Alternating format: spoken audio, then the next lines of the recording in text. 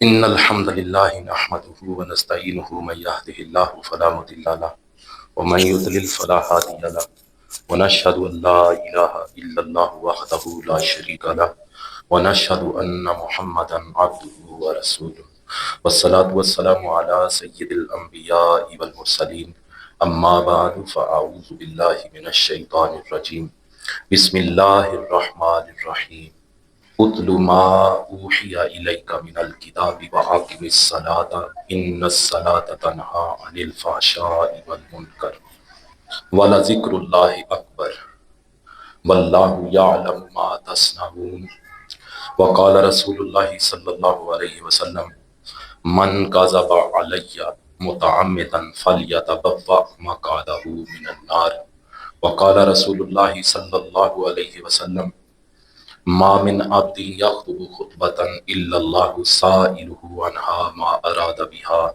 صدق اللہ وصدق رسولہ النبی الکریم الامین ونحن علی ذلک لمن الشاہدین والشاکرین والحمد للہ رب العالمین ان اللہ وملائکتہ یصلون علی النبی یا ایہا الذین آمنوا صلوا علیہ وسلموا تسلیما اللہم صلی علی محمد وعلی آل محمد کما صلیت علی ابراہیم وعلی آل ابراہیم انک حمید مجید اللہم بارک علی محمد وعلی آل محمد کما بارکت علی ابراہیم وعلی آل ابراہیم انک حمید مجید الصلاۃ والسلام علیک یا سیدی یا رسول اللہ وعلی آلک واصحابک یا سیدی یا حبیب اللہ مولاي صلی وسلم دائما ابدا علی حبیبک خیر الخلق کلہم یا صاحب الجمال و یا سید البشر من وجهک المنیر لقد نور القمر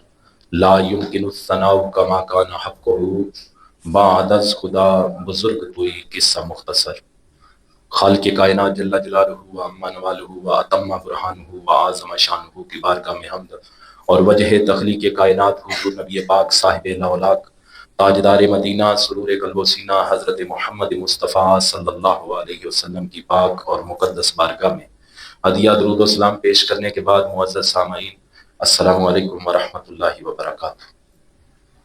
قرآن مجید فرقان حمید کے 21ویں پارہ سے سورہ العنکبوت کی آیت نمبر 45 میں نے آپ کے سامنے تلاوت کی۔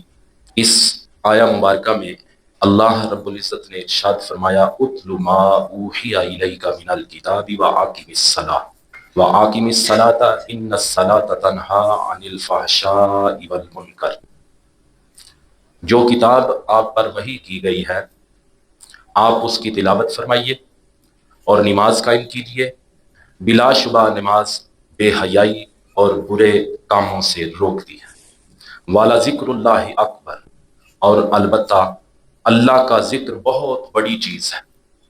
واللہ یعلم ما تصنعون، اور جو کام تم کرتے ہو اللہ جانتا ہے۔ اس آیت میں اللہ تعالیٰ نے اپنے محبوب کریم صلی اللہ علیہ وسلم کے توسط سے 3 حکم جاری فرمائے۔ کتنے حکم؟ 3 حکم جاری فرمائے۔ پہلا حکم یہ ہے اتل ما اوحی الیک من الکتاب، یعنی قرآن مجید کی تلاوت کریں۔ پہلا حکم قرآن مجید کی تلاوت کریں، وَآقِمِ الصَّلَاةِ، نماز قائم کریں۔ دوسرا حکم نماز پڑھنے کا۔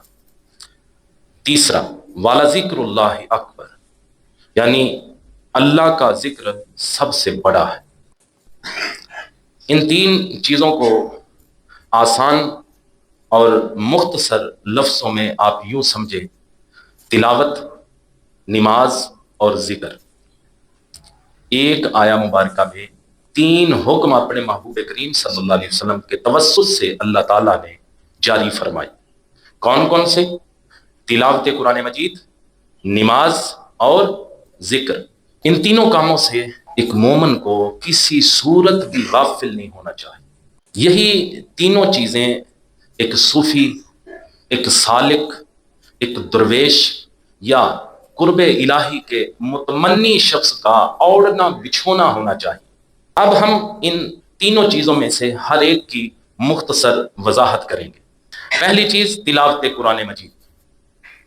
قرآن مجید کی تلاوت کو سب سے پہلے اس لیے رکھا کہ تمام عقائد اور عبادات قرآن میں ہی ذکر کیے گئے ہیں، اور ایک وجہ یہ بھی ہو سکتی ہے کہ ان ھذا القرآن یہدی للتی ہی اقوم، سورہ اسراء آیت نمبر 9۔ اللہ رب العزت نے ارشاد فرمایا بے شک یہ قرآن سب سے مضبوط منزل تک پہنچاتا ہے۔ وہ منزل کون سی ہے؟ جنت۔ قرآن کہاں پہنچاتا ہے؟ جنت تک۔ تلاوت قرآن مجید کے حوالے سے ایک اور مقام پر اللہ رب العزت نے ارشاد فرمایا سورہ فاطر آیت نمبر 29، ان الذین یتلون کتاب اللہ واقاموا الصلاۃ وانفقوا مما رزقناہم سرا وعلانیۃ یرجون تجارۃ لن تبور۔ اللہ نے فرمایا بے شک جو لوگ اللہ کی کتاب کی تلاوت کرتے ہیں اور انہوں نے نماز قائم کی اور جو رزق ہم نے انہیں دیا اس میں سے اللہ کی راہ میں اعلانیہ اور پوشیدہ خرچ کیا، وہ ایسی تجارت کی امید میں ہے جو کبھی نقصان نہیں دیتی۔ سورہ بقرہ آیت نمبر 121 تلاوت قرآن مجید کے حوالے سے خالق کائنات نے ارشاد فرمایا الذین آتیناہم الکتاب یتلونہ حق تلاوتہ وَأُولَٰئِكَ يُؤْمِنُونَ بِهِ وَمَن يَكْفُرْ بِهِ فَأُولَٰئِكَ هُمُ الْخَاسِرُونَ۔ اللہ رب العزت نے ارشاد فرمایا جن لوگوں کو ہم نے کتاب دی ہے وہ اس کی تلاوت اس طرح کرتے ہیں جیسے اس کی تلاوت کا حق ہے۔ أُولَٰئِكَ يُؤْمِنُونَ بِهِ، یہی لوگ اس پر ایمان رکھتے ہیں۔ وَمَن يَكْفُرْ بِهِ فَأُولَٰئِكَ هُمُ الْخَاسِرُونَ، اور جو اس کا انکار کریں تو وہی نقصان اٹھانے والے۔ قرآن مجید کی تلاوت کے حوالے سے سورہ مزمل کی آیت نمبر 4 اللہ رب العزت نے ارشاد فرمایا وَرَتِّلِ الْقُرْآنَ تَرْتِیلًا، اور قرآن کو ٹھہر ٹھہر کر پڑھے۔ سورہ ابراہیم آیت نمبر 1 میں اللہ رب العزت نے ارشاد فرمایا کتاب انزلناہ الیک لتخرج الناس من الظلمات الی النور۔ قرآن جو ہم پڑھتے ہیں، جو اللہ نے ہمیں عطا کیا ہے، یہ کرتا کیا ہے؟ جب اس قرآن کے ساتھ لگ جاؤ گے، جب قرآن کی باتوں پہ عمل کرنا شروع کر دو گے تو یہ قرآن تمہیں کیا دے گا؟ خالق کائنات ارشاد فرماتا ہے کتاب انزلناہ الیک لتخرج الناس من الظلمات الی النور، یہ کتاب ہے جسے ہم نے آپ پر نازل کیا ہے تاکہ آپ لوگوں کو اندھیروں سے نکال کر روشنی میں لے آئیں۔ حضرت ابو امامہ باہلی رضی اللہ تعالی عنہ آپ فرماتے ہیں کہ میں نے نبی کریم صلی اللہ علیہ وسلم کو فرماتے ہوئے سنا اقرأوا القرآن فإنہ یأتی یوم القیامت شفیعا لأصحابہ، قرآن پڑھا کرو، قیامت کے دن اپنے پڑھنے والوں کی قرآن شفاعت کرے گا۔ مسلم شریف 1874 نمبر حدیث مبارکہ۔ حضرت ابو سعید خدری رضی اللہ تعالیٰ عنہ فرماتے ہیں کہ سید عالم صلی اللہ علیہ وسلم نے فرمایا کہ رب تعالیٰ فرماتا ہے، گویا یہ حدیث قدسی ہے، من شغلہ القرآن عن ذکری ومسألتی آتیتہ افضل ما اعطی السائلین۔ حضور فرماتے ہیں کہ اللہ فرماتا ہے جو قرآن میں مصروفیت کی وجہ سے، جو قرآن میں مصروفیت کی وجہ سے میرا ذکر نہ کر سکا اور دعا نہ مانگ سکا، میں اسے مانگنے والوں سے زیادہ دوں گا۔ فضل کلام اللہ علی سائر الکلام کفضل اللہ علی خلقہ، اللہ کے کلام کی فضیلت تمام کاموں پر ایسی ہے جیسے اللہ کی فضیلت اس کی تمام مخلوق پر۔ ترمذی شریف 2926، سنن دارمی شریف 3357 نمبر حدیث مبارکہ۔ حدیث شریف میں ہے کہ حضرت عبداللہ ابن مسعود رضی اللہ تعالیٰ عنہ فرماتے ہیں کہ نبی کریم صلی اللہ علیہ وسلم نے فرمایا من قرأ حرفا من کتاب اللہ فلہ بہ حسنۃ بعشر امثالہا۔ حضور کریم صلی اللہ علیہ وسلم نے فرمایا کہ جس نے اللہ کی کتاب میں سے ایک حرف پڑھا اسے اس کے بدلے میں 10 نیکیاں ملیں گی۔ لا اقول الف لام میم حرف، حضور فرماتے ہیں کہ میں نہیں کہتا کہ الف لام میم حرف ہے، بلکہ حضور فرماتے ہیں الف حرف و لام حرف و میم حرف۔ حضور نے فرمایا الف ایک حرف ہے، لام ایک حرف ہے، میم ایک حرف ہے۔ حضور فرماتے ہیں کہ الف لام میم یہ علیحدہ علیحدہ حروف ہیں، گویا حضور نے فرمایا کہ ایک حرف کے بدلے اگر 10 نیکیاں ملیں تو الف لام میم پڑھنے سے 30 نیکیاں ملیں۔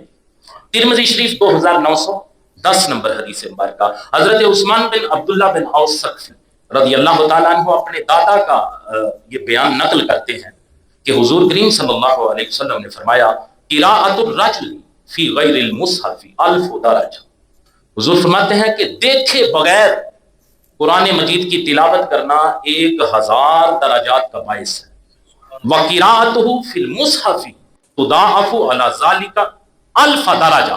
حضور فرماتے ہیں قرآن مجید کو دیکھ کر اس کی تلاوت کرنا اس سے دگنا ہو جاتا ہے اور 2000 درجات کا باعث ہے. پتہ چلا قرآن زبانی یاد کرنے سے قرآن کو دیکھ کے پڑھنے سے اجر ڈبل ہو جاتا ہے. مجمع الزوائد 11668 نمبر حدیث مبارکہ. اب سنیے ذرا کہ حضور کریم صلی اللہ علیہ وسلم تلاوت کیسے حضور سنا کرتے تھے اور حضور تلاوت کیسے کیا کرتے تھے. یہ پہلا پورشن ہماری گفتگو کا جو میں نے آیت پڑھی. آیت میں اللہ تعالیٰ نے 3 احکام حضور کریم صلی اللہ علیہ وسلم کے توسط سے ہمیں دیے. قرآن مجید کی تلاوت، نماز اور اللہ کا ذکر. ان میں سے جو پہلی چیز ہے قرآن مجید کی تلاوت، اس پہ ہم گفتگو کر رہے ہیں. اب سنیے حضور کریم صلی اللہ علیہ وسلم کا تلاوت کا ذوق، سننے کا اور سنانے کا، قرآن سننے کا اور سنانے کا حضور کریم صلی اللہ علیہ وسلم کا اپنا ذوق کیسا تھا. حضرت عبداللہ ابن مسعود رضی اللہ تعالی عنہ آپ فرماتے ہیں کہ نبی کریم صلی اللہ علیہ وسلم نے مجھ سے فرمایا اقرا علیہ. ابن مسعود میرے سامنے قرآن پڑھو. ذرا تصور تو کیجیے وہ قرآن کیسا پڑھتا ہوگا بندہ کہ جسے اللہ کے محبوب کہہ رہے ہیں عبداللہ ابن مسعود میرے سامنے قرآن کی تلاوت کرو. کہتے ہیں میں نے حضور کی بارگاہ میں عرض کی قراء علیک و علیک انزل. حضور میں آپ کے سامنے پڑھوں جب پہ آپ پہ قرآن نازل ہوا ہے. آقا کریم صلی اللہ علیہ وسلم نے فرمایا فإنی احب ان اسمعہ من غیری. عبداللہ ابن مسعود میں چاہتا ہوں کہ اپنے علاوہ کسی سے سنوں. حضرت عبداللہ ابن مسعود رضی اللہ تعالیٰ عنہ فرماتے ہیں کہ میں نے آپ کے سامنے سورہ نساء پڑھنی شروع کی. کہتے ہیں حتیٰ کہ میں فَكَيْفَ إِذَا جِئْنَا مِنْ كُلِّ أُمَّةٍ بِشَهِيدٍ وَجِئْنَا بِكَ عَلَى هَؤُلَاءِ شَهِيدًا تک پہنچ گیا. کہتے ہیں جب میں یہاں تک پہنچا تو سید عالم صلی اللہ علیہ وسلم نے فرمایا امسک عبداللہ ابن مسعود رک جاؤ. حضرت عبداللہ ابن مسعود رک گئے تو کہتے ہیں فَإِذَا عَيْنَاهُ تَذْرِفَانِ. جب میں رکا تو میں نے حضور کو دیکھا تو حضور کی مبارک آنکھیں رو رہی تھی. حضور کا ذوق دیکھے تلاوت سن کے حضور آنسو بہایا کرتے تھے. اللہ اکبر. بخاری شریف 4582، مسلم شریف 1867 نمبر حدیث مبارکہ. اب آگے ایک اور مثال سنیے. حضرت انس رضی اللہ تعالیٰ عنہ فرماتے ہیں کہ نبی کریم صلی اللہ علیہ وسلم نے حضرت ابی بن کعب رضی اللہ تعالیٰ عنہ سے فرمایا ان اللہ امرنی ان اقرأ علیک القرآن.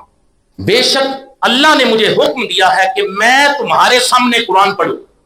حضرت ابی بن کعب رضی اللہ تعالیٰ عنہ نے عرض کیا اللہ سمانی لک. یا رسول اللہ صلی اللہ علیہ وسلم حضور کیا اللہ نے آپ کے سامنے میرا نام لیا ہے؟ حضور کریم صلی اللہ علیہ وسلم نے فرمایا اللہ سماک لی. ابی اللہ نے تمہارا نام لے کر مجھے حکم دیا ہے. فجعل ابی یبکی. حضرت ابی بن کعب رضی اللہ تعالیٰ عنہ یہ بات سن کے رونے لگ گئے.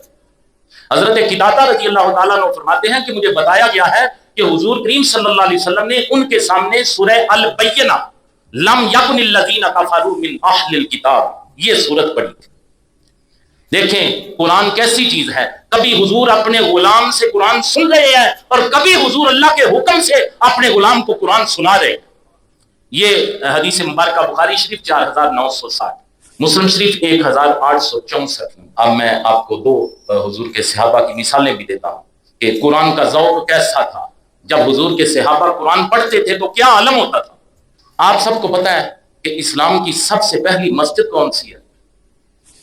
آپ یہی سمجھتے ہیں کہ مسجد قباء ہے. سارے یہی سمجھتے ہیں نا کہ اسلام کی سب سے پہلی مسجد مسجد قباء ہے. آئیے میں بخاری شریف سے آپ کو مکہ شریف میں جو سب سے پہلے اسلام کے اندر مسجد بنی میں آپ کو وہ بتانے لگا. دنیا اسلام کی سب سے پہلی مسجد حضرت ابوبکر صدیق رضی اللہ تعالیٰ عنہ نے مکہ شریف میں اپنے گھر کے اندر بنائی تھی، جس کا ذکر بخاری شریف میں موجود ہے. آپ اس مسجد میں بیٹھ کر اونچی آواز سے قرآن شریف پڑھا کرتے تھے. جب آپ قرآن شریف پڑھا کرتے تھے تو کافروں کی عورتیں اور بچے ایسی کشش محسوس کرتے کہ سیدنا صدیق اکبر رضی اللہ تعالیٰ عنہ کے اوپر آ کر گرتے تھے۔ صدیق اکبر کیسا قرآن پڑھتے ہوں؟ بخاری شریف کی حدیث نمبر 3905 میں اصل الفاظ اس طرح ہے: بدال ابی بکر فبتنا مسجدا بفنا ادارہ وکان یصلی فیہ ویقرأ القرآن۔ کہتے ہیں پھر حضرت ابو بکر کو خیال آیا تو انہوں نے اپنے گھر کے صحن میں مسجد بنا لی، اس میں نماز پڑھتے تھے اور قرآن مجید پڑھتے تھے۔ فَيَنْقَذِفُ عَلَيْهِ نِسَاءُ الْمُشْرِكِينَ وَأَبْنَاؤُهُمْ وَهُمْ يَعْجَبُونَ مِنْهُ وَيَنْظُرُونَ إِلَيْهِ۔ پس مشرکین کی عورتیں اور ان کے بیٹے حضرت ابو بکر صدیق رضی اللہ تعالیٰ عنہ کو جھانک جھانک کر دیکھتے تھے اور ان پر تعجب کیا کرتے تھے۔ وَكَانَ أَبُو بَكْرٍ رَجُلًا بَكَّاءً لَا يَمْلِكُ عَيْنَيْهِ إِذَا قَرَأَ الْقُرْآنَ فَأَفْزَعَ ذَلِكَ أَشْرَافَ قُرَيْشٍ مِنَ الْمُشْرِكِينَ۔ حدیث مبارکہ میں لکھا ہے کہ حضرت ابو بکر صدیق رضی اللہ تعالیٰ عنہ پرسوز شخص تھے۔ جب وہ قرآن تلاوت کرتے تھے تو اپنی آنکھوں سے آنسوؤں کو روک نہ پاتے تھے۔ اس سے مشرکین قریش کے سردار جو تھے ان کے دل گھبرا گئے جب ان کے بچے ان پہ گرتے تھے۔ اتنی کشش تھی صدیق اکبر کی تلاوت میں کہ قریش کے بچے، ان کی خواتین ان کی طرف کھینچے چلے جاتے تھے۔ اس سے مشرکین مکہ کے جو سردار تھے وہ گھبرا گئے۔ حضرت عثمان غنی، آپ کو پتہ ہے آپ کو ظلمن شہید کیا گیا تھا۔ اللہ اکبر، جب سیدنا عثمان غنی رضی اللہ تعالیٰ عنہ کو شہید کیا گیا تو اس وقت بھی سیدنا عثمان غنی رضی اللہ تعالیٰ عنہ قرآن مجید کی تلاوت کر رہے ہیں۔ قرآن مجید کی جس آیت پر آپ کے خون کے چھینٹے گرے تھے وہ آیت یہ ہے: فَسَيَكْفِيكَهُمُ اللَّهُ وَهُوَ السَّمِيعُ الْعَلِيمُ، یعنی دشمنوں کے مقابلے پر تیرے لیے اللہ کافی ہے اور وہ سننے والا جاننے والا ہے۔ الاستیاب صحابہ اکرام کی سیرت کے حوالے سے بڑی معتبر کتاب ہے، اس میں یہ بات موجود ہے۔ لیکن میرے عزیزوں، میرے بزرگوں، ایک حقیقت یہ ہے کہ آج ہم نے قرآن کو چھوڑ دیا۔ ہمارے حضور اپنے صحابہ سے قرآن سنیں، ہمارے حضور اپنے صحابہ کو قرآن سنائیں، اور قرآن ہمیں حکم دے کہ قرآن کی تلاوت کیا کرو۔ قرآن پہ تدبر کرنا، سمجھ کے پڑھنا، اس پہ عمل کرنا تو بڑی دور کی بات ہے۔ آج ہم قرآن کھول کے نہیں پڑھتے۔ ہم نے قرآن کو چھوڑا ہے کہ نہیں؟ ذرا چشم تصور سے دیکھیے تو صحیح کہ قیامت والے دن وہ کیسا منظر ہوگا۔ قرآن مجید میں سورہ فرقان کی 30 نمبر آیت اللہ رب العزت نے ارشاد فرمایا: وقال الرسول یا ربی ان قوم اتخذوا هذا القرآن مہجورا۔ قرآن کہتا ہے کہ قیامت والے دن اللہ کے رسول صلی اللہ علیہ وسلم فرمائیں گے: اے میرے رب، میری قوم نے قرآن کو چھوڑ دیا تھا۔ مجھے بتائیے، جب حضور اللہ کی بارگاہ میں عرض کریں گے کہ مولا میری قوم نے قرآن کو چھوڑ دیا تھا، تو کیا ہم حضور کو منہ دکھا سکتے ہیں؟ عزیزو، آج جو ہم ذلیل و رسوا ہو رہے ہیں دنیا کے اندر، یہ قرآن کو چھوڑنے کا سارا انجام ہے۔ حضرت عمر بن خطاب رضی اللہ تعالیٰ عنہ آپ فرماتے ہیں کہ حضور کریم صلی اللہ علیہ وسلم نے فرمایا: ان اللہ یرفع بہذا الکتاب اقواما ویضع بہ آخرین۔ حضور صلی اللہ علیہ وسلم نے فرمایا کہ اللہ تعالیٰ اس کتاب کی برکت سے قوموں کو ترقی دیتا ہے اور جو اسے چھوڑ دیتے ہیں انہیں گرا دیتا ہے۔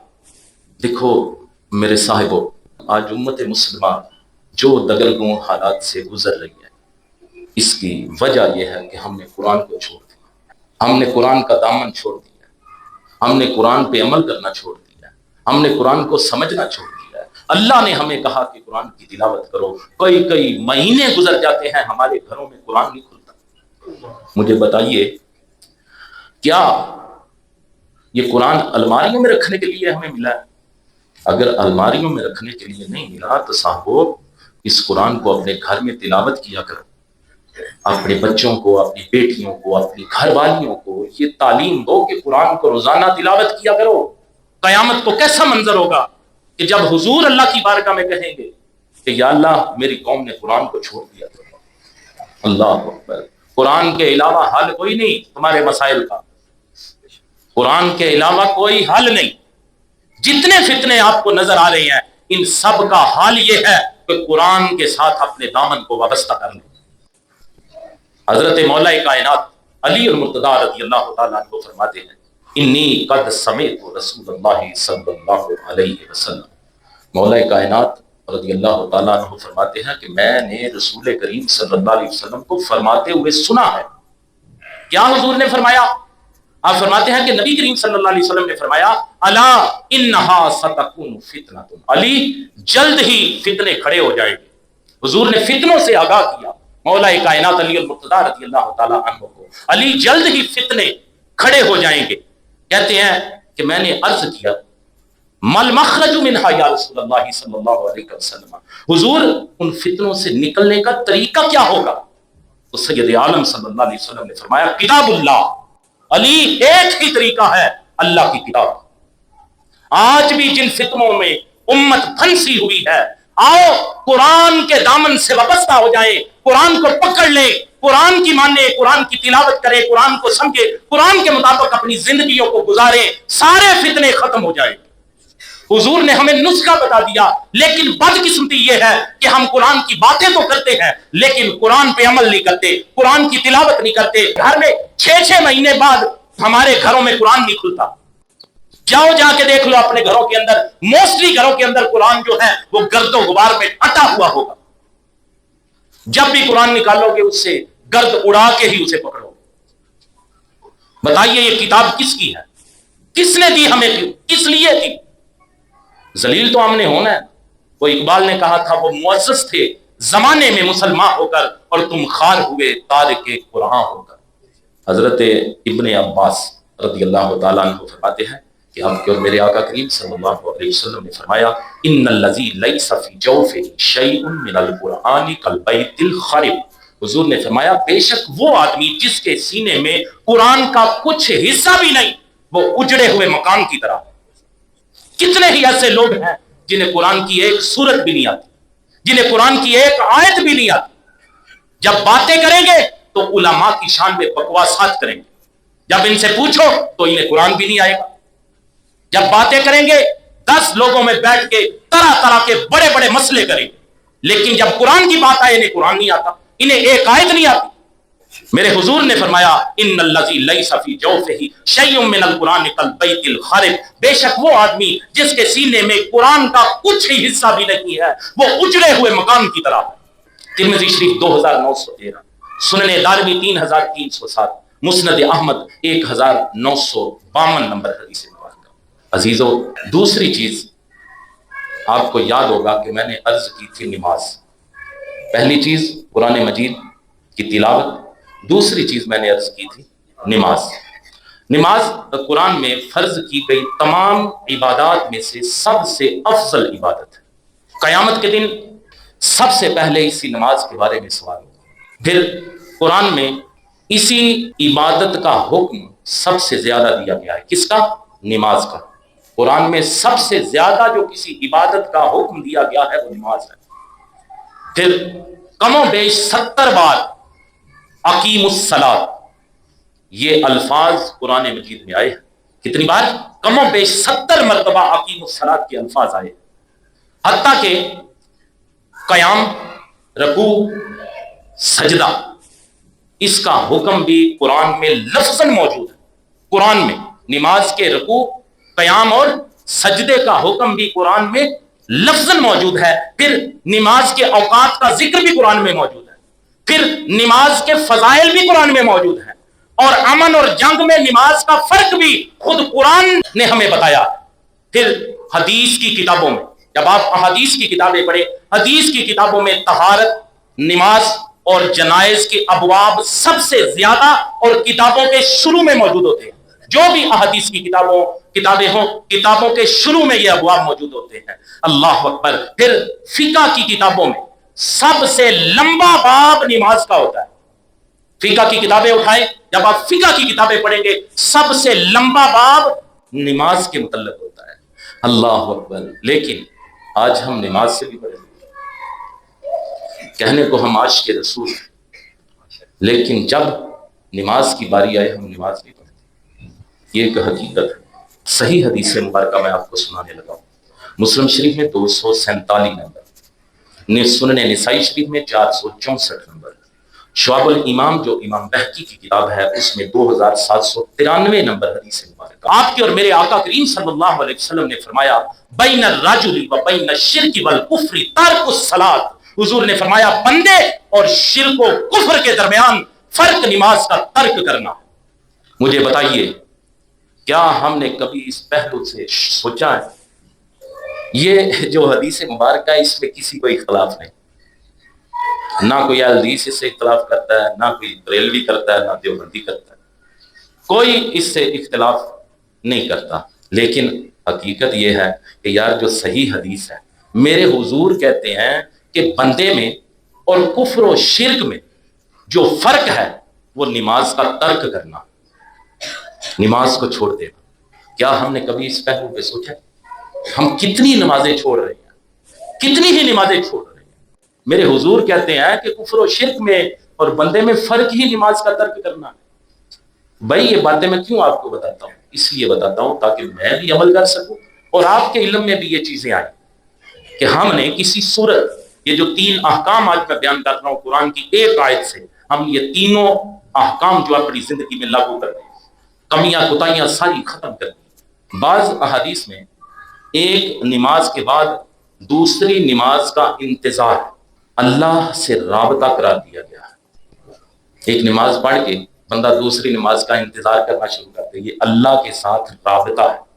سنیے صحیح مسلم میں 587 نمبر حدیث مبارکہ ہے، آقا کریم صلی اللہ علیہ وسلم نے فرمایا الا ادلکم علی ما یمحو اللہ بہ الخطایا ویرفع بہ الدرجات، حضور کریم صلی اللہ علیہ وسلم نے فرمایا کیا میں تم کو ایسی بات نہ بتاؤں جس سے گناہ مٹ جاتے ہیں اور درجات بلند ہوتے ہیں؟ صحابہ کرام نے عرض کی یا رسول اللہ صلی اللہ علیہ وسلم حضور کیوں نہیں؟ حضور ارشاد فرمائے تو سید عالم صلی اللہ علیہ وسلم نے فرمایا اسباغ الوضوء علی المکارہ، سختی اور تکلیف میں وضو کامل طور پر کرنا، وکثرۃ الخطا الی المساجد، اور مسجد کی طرف زیادہ قدم چل کر جانا، وانتظار الصلاۃ بعد الصلاۃ، نماز کے بعد نماز کا انتظار کرنا بلندی درجات کا ذریعہ ہے۔ فذالکم الرباط، فذالکم الرباط، حضور نے فرمایا بس یہی تمہارے لیے رباط ہے، یہی تمہارے لیے رباط ہے۔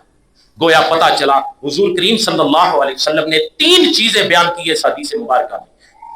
وہ کون کون سی 3 چیزیں ہیں جن سے بندے کے گناہ مٹ جاتے ہیں اور اس کے درجات بلند ہوتے ہیں؟ پہلی چیز سختی اور تکلیف میں وضو کامل طور پر کرنے سے گناہ مٹ جاتے ہیں، درجات بلند ہوتے ہیں۔ پھر مسجد کی طرف زیادہ قدم چل کے جانے سے گناہ مٹ جاتے ہیں، درجات بلند ہوتے ہیں۔ پھر نماز کے بعد دوسری نماز کا انتظار کرنے سے گناہ مٹ جاتے ہیں، درجات بلند ہوتے ہیں۔ دیکھیں نماز میں جسم اور کپڑوں اور نماز کی جگہ کو پاک کرنا۔ اب میری بات آپ نے سمجھنی ہے، چونکہ یہ حضور غوث اعظم شیخ عبد القادر جیلانی رحمۃ اللہ تعالیٰ علیہ کا مہینہ ہے، تو انہی کی تعلیمات کی نسبت سے میں نے اپنا یہ موضوع سلیکٹ کیا۔ نماز میں جسم اور کپڑوں اور نماز کی جگہ کو پاک کرنا، پھر وضو کر کے ایک خاص سمت میں منہ کر کے ایک خاص نیت کے ساتھ ہاتھ باندھ کر اللہ کی بارگاہ میں کھڑے ہو جانا، مخصوص الفاظ پڑھنا، کبھی کھڑے ہونا، کبھی جھک جانا، اور کبھی اللہ کے سامنے اپنا ماتھا اور پگڑی ڈال دینا، اللہ کی بارگاہ میں کبھی دو زانو بیٹھ جانا۔ عجز و نیاز کی ایسی ادائیں ہیں کہ صرف نماز کو ہی اگر اچھی طرح سمجھ لیا جائے تو یہ تسلیم کیے بغیر چارہ نہیں رہتا کہ نماز بلا شبہ کوئی روحانی شغل ہے اور مراقبہ کی ایک بہترین صورت ہے۔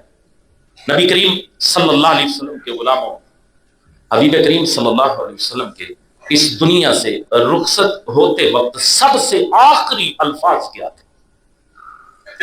اب دیکھیں نا وہ کتنی اہمیت کے الفاظ ہوں گے، وہ باتیں کتنی امپورٹنٹ ہیں کہ جب حضور کریم صلی اللہ علیہ وسلم اس ساری دنیا سے پردہ فرمانے لگے تو آخری جو حضور نے الفاظ ارشاد فرمائے وہ کتنی اہمیت کے حامل ہوں گے کہ اس وقت میں حضور نے جو الفاظ اپنی امت کے لیے جاری فرمائے۔ سنیے حضرت مولا کائنات علی المرتضیٰ رضی اللہ تعالی عنہ، آپ فرماتے ہیں کہ نبی کریم صلی اللہ علیہ وسلم نے مجھے حکم دیا ان آتیہ بطبق یکتب فیہ ما لا تضل امتہ من بعدہ، کہتے ہیں مجھے حضور کریم صلی اللہ علیہ وسلم نے فرمایا کاغذ لے کر آؤ تاکہ میں کچھ باتیں لکھ دوں جن کے بعد میری امت گمراہ نہ ہو۔ حضرت مولا کائنات علی المرتضیٰ رضی اللہ تعالیٰ عنہ کہتے ہیں فخشیت ان تفوتنی نفسہ، کہتے ہیں مجھے اندیشہ ہوا کہ میں کاغذ ڈھونڈتا رہوں اور آپ کریم صلی اللہ علیہ وسلم کا وصال نہ ہو جائے۔ کہتے ہیں میں نے حضور کریم صلی اللہ علیہ وسلم کی بارگاہ میں عرض کی حضور میں یاد کر لوں گا، آپ مجھے زبانی ارشاد فرما دیں۔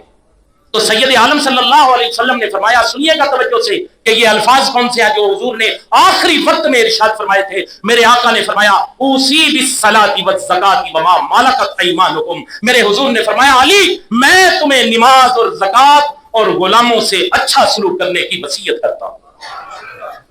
بتائیے نماز کتنی اہمیت کی حامل ہے، جس پہ زکوٰۃ فرض ہے اس کو زکوٰۃ اس کا دینا کتنا ضروری ہے، جس کے ماتحت لوگ ہیں ان لوگوں کے ساتھ اچھا سلوک کرنا کتنا ضروری ہے۔ یہ مسند احمد میں 693 نمبر حدیث مبارکہ ہے۔ ایک بندہ اگر نماز ہی نہیں پڑھتا، وہ بندہ اگر لوگوں کو کہے آؤ میں تمہیں بیعت کرتا ہوں، اللہ کے گھر میں بیٹھے ہو، آپ کا دل گواہی دیتا ہے کہ اس بندے کے ہاتھ پکڑنے سے میں حضور کی بارگاہ میں چلا جاؤں گا؟ بتائیے۔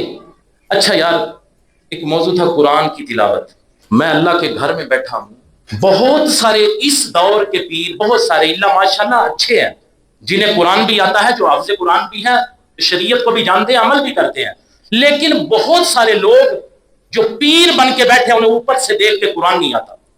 ایسے لوگ اگر پیر بنے، ہمارا اہل سنت کا ان کے ساتھ کوئی تعلق نہیں۔ نماز نہ پڑھنا، قرآن کی تلاوت کرنا تو بڑی دور کی بات ہے، انہیں قرآن اوپر سے دیکھ کے پڑھنا نہیں آتا۔ میں آپ کو ایک مشورہ دیتا ہوں، اگر کسی کے پیر اس کے گھر آتے ہیں نا، تو میں آپ کو مشورہ دیتا ہوں اب جب تمہارا پیر آئے تو اس سے کہو حضرت صاحب میں نے کسی مولوی کو نہیں بلانا، کسی قاری صاحب کو نہیں بلانا، حضور آپ نے تلاوت کرنی ہے، حضور آپ نے تقریر کرنی ہے، حضور آپ نے نعت پڑھنی ہے۔ امید ہے وہ پیر صاحب تمہارے گھر نہیں آئیں گے، اسے کہنا کہ اوپر سے دیکھ کے پڑھا سنا دینا، حضرت صاحب اوپر سے دیکھ کے سنا دیجیے گا، نہیں آئے گا کیونکہ اسے قرآن آتا ہی نہیں۔ تو بھائی ایسے پیروں کا، ہمارا ایسے پیروں کے ساتھ کوئی تعلق نہیں، ہمارا ایسے لوگوں کے ساتھ کوئی تعلق نہیں۔ اللہ اکبر۔ تیسری چیز آپ کو یاد ہوگا کہ قرآن میں سے جو 3 چیزیں جن پر ہم بات کر رہے تھے ان میں تیسری چیز ہے اللہ کا ذکر۔ دیکھیں جس طرح قرآن جیسا کلام نہیں، جس طرح نماز جیسی عبادت نہیں، اسی طرح اللہ کے ذکر کے بارے میں فرمایا والا ذکر اللہ اکبر، یعنی اللہ کا ذکر سب سے بڑا۔ اللہ اکبر، اللہ سب سے بڑا ہے، اسی طرح والا ذکر اللہ اکبر، اللہ کا ذکر بھی سب سے بڑا۔ اللہ اکبر۔ عزیزو، قرآن شریف میں اللہ کے ذکر پر اتنی آیات ہیں کہ ان کا شمار کرنا نہایت مشکل ہے، حتیٰ کہ قرآن کا بھی ایک نام ذکر ہے، نماز کا بھی ایک نام ذکر ہے، اور اللہ کا نام بار بار لینا بھی ذکر ہے۔ اللہ رب العزت نے سورہ مزمل آیت نمبر 8 اللہ تعالیٰ نے ارشاد فرمایا وَاذْكُرِ اسْمَ رَبِّكَ وَتَبَتَّلْ إِلَيْهِ تَبْتِيلًا، اللہ کے نام کا ذکر کر اور ہر چیز سے کٹ کر اسی کا ہو جا۔ مجھے بتائیے یہ آیت ہمیں کیا بتا رہی ہے؟ یہ ہمیں کسی اللہ کے ذکر کے مراقبے میں لے جا رہی ہے کہ نہیں؟ قرآن مجید میں ایک اور مقام پر اللہ رب العزت نے فرمایا فَاذْكُرُونِي أَذْكُرْكُمْ وَاشْكُرُوا لِي وَلَا تَكْفُرُونِ، تم مجھے یاد کرو میں تمہیں یاد کروں گا، اور میرا شکر ادا کرو میری ناشکری نہ کرو۔ سورہ بقرہ آیت نمبر 152۔ سورہ نساء آیت نمبر 103 میں اللہ رب العزت نے ارشاد فرمایا فَإِذَا قَضَيْتُمُ الصَّلَاةَ فَاذْكُرُوا اللَّهَ قِيَامًا وَقُعُودًا وَعَلَى جُنُوبِكُمْ، اللہ نے فرمایا پھر جب تم نماز پڑھ لو، پھر جب تم نماز پڑھ لو تو کھڑے اور بیٹھے اور کروٹوں پر لیٹے اللہ کو یاد کرو۔ ذکر کی کتنی اہمیت ہے۔ سورہ رعد آیت نمبر 28 اللہ رب العزت نے ارشاد فرمایا الذین آمنوا وتطمئن قلوبهم بذکر اللہ، ان لوگوں کو ہدایت دیتا ہے جو ایمان لائے اور ان کے دل اللہ کی یاد سے چین پاتے ہیں۔ الا بذکر اللہ تطمئن القلوب، خبردار سن لو اللہ کی یاد ہی سے دل چین پاتے ہیں۔ وہ جو شیکسپیئر نے کہا ہے نا کہ موسیقی روح کی غذا ہے، اس نے چغل ماری ہے، موسیقی روح کی غذا نہیں۔ الا بذکر اللہ تطمئن القلوب، اللہ کے ذکر سے دل سکون پاتے ہیں۔ ایک اور مقام پر سورہ طٰہٰ کی آیت نمبر 124، 25 اور 26 اللہ رب العزت نے ارشاد فرمایا ومن اعرض عن ذکری فإن له معیشۃ ضنکا ونحشرہ یوم القیامۃ اعمی۔ اللہ نے فرمایا جس نے میرے ذکر سے منہ پھیرا تو بے شک اس کے لیے تنگ زندگی ہے اور ہم اسے قیامت کے دن اندھا اٹھائیں گے۔ آپ آگے بات سنیے، جب وہ اندھا اٹھے گا نا قیامت والے دن، اللہ رب العزت فرماتا ہے قال ربی لما حشرتنی اعمی وقد کنت بصیرا، وہ بندہ کہے گا اے میرے رب تو نے مجھے اندھا کیوں اٹھایا حالانکہ میں تو دیکھنے والا تھا۔ قال کذالک اتتک آیاتنا فنسیتھا وکذالک اليوم تنسیٰ، اللہ فرمائے گا اسی طرح ہماری آیتیں تیرے پاس آئی تھی تو تو نے انہیں بھلا دیا اور آج اسی طرح تجھے چھوڑ دیا جائے۔ نبی کریم صلی اللہ علیہ وسلم کے غلاموں، دلوں کا زنگ اتارنے کے لیے نبی کریم صلی اللہ علیہ وسلم نے 3 چیزیں بتائی ہیں۔ کتنی چیزیں؟ اللہ کا ذکر، قرآن کی تلاوت اور موت کی یاد۔ حضرت عبداللہ بن عمر رضی اللہ تعالی عنہ سے روایت ہے کہ سید عالم صلی اللہ علیہ وسلم فرمایا کرتے تھے ان لکل شیء ثقالۃ وان ثقالۃ القلوب ذکر اللہ عز وجل، ہر چیز کو صاف کرنے کا کوئی آلہ ہوتا ہے، دلوں کو صاف کرنے کا آلہ اللہ کا ذکر ہے۔ الدعوات الکبیر امام بہقی کی کتاب ہے، اس میں یہ حدیث مبارکہ موجود ہے۔ حضرت ابن عمر رضی اللہ تعالیٰ عنہ فرماتے ہیں کہ سید عالم صلی اللہ علیہ وسلم نے فرمایا ان هذه القلوب تصدع کما یصدع الحدید اذا اصابہ الماء، حضور صلی اللہ علیہ وسلم نے فرمایا کہ ان دلوں کو بھی زنگ لگ جاتا ہے۔ یہ میں نے حدیث آپ کو سنائی ہے، میرے حضور فرماتے ہیں ان دلوں کو بھی زنگ لگ جاتا ہے، جیسے لوہے کو پانی لگے تو اسے زنگ لگ جاتا ہے۔ صحابہ نے عرض کی یا رسول اللہ وما جلاؤہا، حضور جب دلوں کو زنگ لگ جائے تو حضور پھر دلوں کو چمکایا کیسے جائے؟ تو سید عالم صلی اللہ علیہ وسلم نے فرمایا کثرت ذکر الموت و تلاوت القرآن، میرے غلاموں جب دلوں کو زنگ لگ جائے تو موت کو کثرت سے یاد کرنا اور قرآن کی تلاوت کرنا، دل چمک جائیں گے۔ شعب الایمان 1859 نمبر حدیث مبارک۔ ایک شخص نے حضرت سلمان رضی اللہ تعالیٰ عنہ سے کہا ای الاعمال افضل، کہ کون سے اعمال افضل ہیں، مجھے افضل اعمال بتائیے۔ حضرت سلمان رضی اللہ تعالیٰ عنہ نے فرمایا ذکر اللہ اکبر، اللہ کا ذکر سب سے بڑا۔ شعب الایمان 660 نمبر حدیث مبارکہ۔ حضرت سہیل بن حنظلہ رضی اللہ تعالیٰ عنہ بیان کرتے ہیں کہ سید عالم صلی اللہ علیہ وسلم نے ارشاد فرمایا ما جلس قوم مجلسا یذکرون اللہ فیہ فیقومون حتی یقال لهم قوموا فقد غفرت لکم ذنوبکم وقد بدلت سیئاتکم حسنات۔ حضور صلی اللہ علیہ وسلم نے فرمایا کوئی قوم جب کسی مجلس میں بیٹھ کر اس میں اللہ تعالیٰ کا ذکر کرتی ہے پھر وہ کھڑے ہونے لگتے ہیں، یہاں تک کہ ان کے لیے کہا جاتا ہے کہ کھڑے ہو جاؤ، تمہارے گناہوں کو معاف کر دیا گیا ہے اور تمہاری غلطیوں کو نیکیوں میں بدل دیا گیا ہے۔ یہ کون لوگ ہیں جو اللہ کا ذکر کرتے ہیں، ایک جگہ اکٹھے ہو کے اللہ کا ذکر کرتے رہے؟ یہ ان کے متعلق ہے جب اٹھنے لگتے ہیں تو آواز آتی ہے کھڑے ہو جاؤ اور تمہارے گناہوں کو ہم نے معاف کر کے تمہاری جو چھوٹی موٹی غلطیاں تھیں انہیں نیکیوں میں تبدیل کر دیا گیا۔ حضرت عبداللہ بن بصر رضی اللہ تعالیٰ عنہ بیان کرتے ہیں کہ ایک شخص نے عرض کیا یا رسول اللہ صلی اللہ علیہ وسلم ان شرائع الاسلام قد قصرت علی فاخبرنی بشیء اتشبث به۔ حضور کریم صلی اللہ علیہ وسلم کے غلام کہتے ہیں حضرت عبداللہ بن بصر کہ اس شخص نے عرض کی یا رسول اللہ صلی اللہ علیہ وسلم اسلام کی تعلیمات بہت زیادہ ہیں، حضور آپ مجھے کوئی ایسی چیز کے بارے میں بتائیں جسے میں باقاعدگی سے اختیار کر لوں۔ تو آقا کریم صلی اللہ علیہ وسلم نے فرمایا لا یزال لسانک رطبا من ذکر اللہ، تمہاری زبان ہر وقت اللہ کے ذکر سے تر رہے۔ جامعہ ترمذی 3375 نمبر حدیث مبارکہ۔ حضرت ابو سعید خدری رضی اللہ تعالیٰ عنہ بیان کرتے ہیں کہ سید عالم صلی اللہ علیہ وسلم سے سوال کیا گیا ای العباد افضل درجۃ عند اللہ یوم القیامہ، یا رسول اللہ صلی اللہ علیہ وسلم حضور قیامت کے دن اللہ تعالیٰ کی بارگاہ میں کن بندوں کا درجہ زیادہ ہوگا؟ سید عالم صلی اللہ علیہ وسلم نے فرمایا الذاکرون اللہ کثیرا والذاکرات، اللہ تعالیٰ کا کثرت سے ذکر کرنے والے مرد اور ذکر کرنے والی خواتین کا درجہ قیامت والے دن سب سے بلند ہوگا۔ حضرت ابو سعید خدری رضی اللہ تعالیٰ عنہ کہتے ہیں کہ میں نے حضور کی بارگاہ میں عرض کی یا رسول اللہ ومن الغازی فی سبیل اللہ، حضور کیا اللہ کی راہ میں جہاد کرنے والے شخص سے بھی زیادہ ہوگا؟ حضور کریم صلی اللہ علیہ وسلم نے فرمایا لو ضرب بالسیف فی الکفار والمشرکین حتی ینکسر ویفتدب دما، حضور نے فرمایا اگر وہ مجاہد اپنی تلوار کے ساتھ کفار اور مشرکین کو قتل کرتا رہے یہاں تک کہ اس کی تلوار ٹوٹ جائے اور خون آلود ہو جائے، لَقَانَ الذَّاكِرُونَ اللَّهَ أَفْضَلَ مِنْهُ دَرَجَةً، حضور فرماتے ہیں تو بھی اللہ تعالیٰ کا ذکر کرنے والے درجے کے اعتبار سے اس سے زیادہ فضیلت رکھتے ہیں۔ ترمذی شریف 3298 نمبر حدیث ہے۔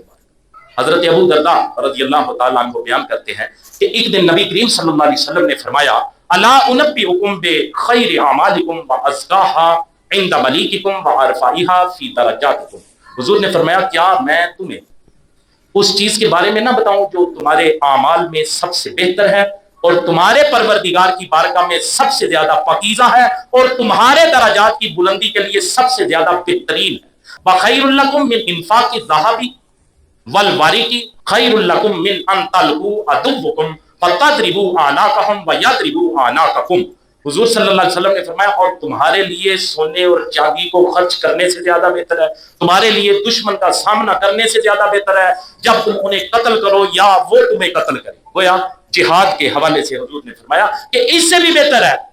لوگوں نے عرض کی حضور جو اتنی شانوں والا عمل ہے وہ کون سا ہے؟ حضور ضرور ارشاد فرمائیے، ہمیں بتائیے۔ تو سید عالم صلی اللہ علیہ وسلم نے فرمایا ذکر اللہ تعالی، اللہ کا ذکر کرنا۔ حضرت معاذ بن جبل رضی اللہ تعالیٰ عنہ بیان کرتے ہیں ما شیء انجا من عذاب اللہ من ذکر اللہ، آپ کہتے ہیں کہ اللہ تعالیٰ کے عذاب سے اس کے ذکر کے علاوہ کوئی دوسری چیز نجات نہیں دیتی، اللہ کے عذاب سے اس کے ذکر کے علاوہ کوئی دوسری چیز نجات نہیں دیتی۔ ترمذی شریف 3299 نمبر حدیث مبارکہ۔ حضرت ابو ہریرہ اور حضرت ابو سعید خدری رضی اللہ تعالیٰ عنہ گواہی دے کر نبی کریم صلی اللہ علیہ وسلم کی یہ بات بیان کرتے ہیں۔ آپ کہتے ہیں کہ حضور کریم صلی اللہ علیہ وسلم نے ارشاد فرمایا ما من قوم یذکرون اللہ الا حفت بهم الملائکۃ وغشیتهم الرحمۃ ونزلت علیہم السکینۃ وذکرهم اللہ فی من عنده، حضور کریم صلی اللہ علیہ وسلم نے فرمایا کہ جب بھی کچھ لوگ بیٹھ کر اللہ تعالیٰ کا ذکر کرتے ہیں تو فرشتے انہیں گھیر لیتے ہیں، رحمت انہیں ڈھانپ لیتی ہے اور ان پر سکینہ نازل ہوتی ہے۔ کن پر؟ جب لوگ بیٹھ کر اللہ کا ذکر کرتے ہیں اور ان پر سکینہ نازل ہوتی ہے اور اللہ تعالیٰ اپنے پاس موجود فرشتوں میں ان لوگوں کا ذکر کرتا ہے۔ ترمذی شریف 3300 نمبر حدیث مبارکہ۔ پھر آخری حدیث مبارکہ میں سنانے لگا ہوں، یہ حدیث مبارکہ امام بخاری نے بخاری شریف میں بالکل آخر میں جا کے آخری حدیث کر دی ہے، جہاں پہ بخاری شریف ختم ہوتی ہے یہ آخری حدیث مبارکہ ہے بخاری شریف کی۔ حضرت ابو ہریرہ رضی اللہ تعالیٰ عنہ اس کے راوی ہیں، نبی کریم صلی اللہ علیہ وسلم نے ارشاد فرمایا کلمتان حبیبتان الی الرحمن خفیفتان علی اللسان ثقیلتان فی المیزان سبحان اللہ و بحمدہ سبحان اللہ العظیم، حضور کریم صلی اللہ علیہ وسلم نے فرمایا دو کلمے رحمان کو محبوب ہیں، زبان پر پڑھنے میں ہلکے ہیں اور میزان میں بھاری ہیں۔ دو کلمے رحمان کو محبوب ہیں، زبان پر پڑھنے میں ہلکے ہیں، لیکن جب میزان میں رکھے جائیں گے تو بھاری ہے۔ وہ کلمے کون سے ہیں؟ حضور نے فرمایا سبحان اللہ و بحمدہ سبحان اللہ العظیم۔ عزیزو اس ساری گفتگو میں نے سورہ العنکبوت کی 45 نمبر تلاوت کی، اس میں سے 3 چیزیں جو اللہ نے اپنے محبوب کریم صلی اللہ علیہ وسلم کے توسط سے اس امت کو عطا کی، قرآن کی تلاوت، نماز اور اللہ کا ذکر، باری باری میں نے ان کی وضاحت پہ قرآن و احادیث کے دلائل دیے۔ ساری گفتگو کے دوران میں نے 17 قرآن مجید کی آیات آپ کو سنائی اور 24 احادیث بھی آپ کو میں نے تلاوت کر کے اور ان کا مفہوم بھی بتایا، 2 درجن حدیثیں اور 17 آیات میں نے اپنے اس موضوع پہ آپ کو سنائی ہے۔ کوشش کیجئے گا جو پیغام اللہ کہ قرآن کا میں نے آپ کو پہنچایا ہے ہم سارے اس پہ عمل کرنے کی کوشش کریں۔ سبحان ربک رب العزت عما یصفون وسلام علی المرسلین والحمد للہ رب العالمین۔